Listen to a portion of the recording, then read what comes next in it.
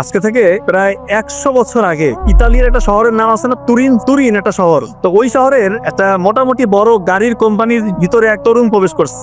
তো ওই তরুণকে ওইখানকার যে সিকিউরিটি গার্ড আছে, স্পেশালি রিসিপশনিস্ট, উনি আটকাই দিস।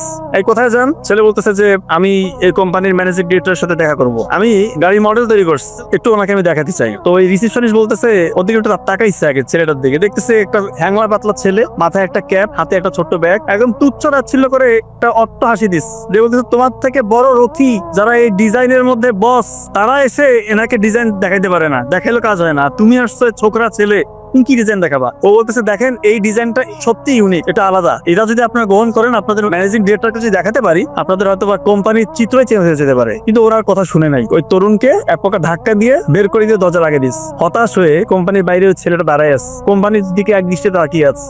তাকিয়ে মনে মনে একটা কথা বলছে যে ইনশাল্লাহ আমার মেধা খাটিয়ে পরিশ্রম করে এমন জায়গায় পৌঁছাবো, এই কোম্পানির যে ওনার সে আমার সাথে দেখা করতে আসবে। তো ওই ছেলে কিন্তু বসে থাকে নাই, একটা চিন্তা করছে, সে অনুযায়ী কাজ করছে।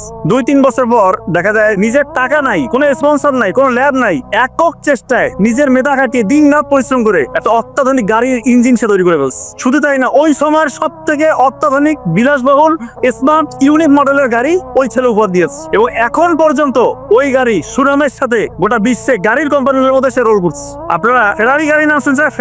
ফেরারি গাড়ির যে মালিক, ফাউন্ডার, আমি তার কথা বলছি, নাম এনজো ফেরারি। এবং সত্যি উনি যে বলেছিল এই কোম্পানির মালিক হয়তো একদিন আমার সাথে দেখা করতে আসবে, সত্যিকার অর্থেই ওই যে গাড়ির কোম্পানির যে রিসিপশনিস্ট ওনাকে বের করে দিয়েছিল, ওই গাড়ির কোম্পানির মালিক, ওরা এক সময় দেখা যাচ্ছে তাদের গাড়ি ওরকম চলে না, ওনাদের মালিক গভর্নিং বডি পুরো ওনার সাথে দেখা করতে গেছে যে আপনি যদি আমাদেরকে একটু হেল্প করতেন, একটা যদি মডেল দিতেন। ওই দিন উনি বলছে আপনারা ওই দিন আমাকে বের করে দেন নাই, আপনারা আমাকে মুক্ত করেছেন। দেখেন ওই ছেলে কিন্তু কিছুই ছিল না, কিন্তু নিজের মনোবল চাঙ্গা ছিল, প্রতিভা ছিল, এবং কাজ করে গেছে। দেখেন আজ পর্যন্ত ফেরারি গাড়ির নাম শুনে এমন কেউ আছে? ফেরারি গাড়ির ওনার, ফাউন্ডার রুলস। তো আমরা অনেকেই একটুতে হাই উতাস করি যে আমার কিছুই নাই, পরিবারের মধ্যে টাকা পয়সা ঘাটতি, আমার এই সমস্যা সেই সমস্যা। আসলে কোনো সমস্যা হইতে পারে না। আপনি যদি সফল হইতে চান, আপনার দৃঢ় প্রত্যয়, একাগ্র চিত্তে পরিশ্রম, আল্লাহর সাথে কানেকশন, নিশ্চিত ইনশাআল্লাহ আপনি যা হইতে যাচ্ছেন তাই হবে।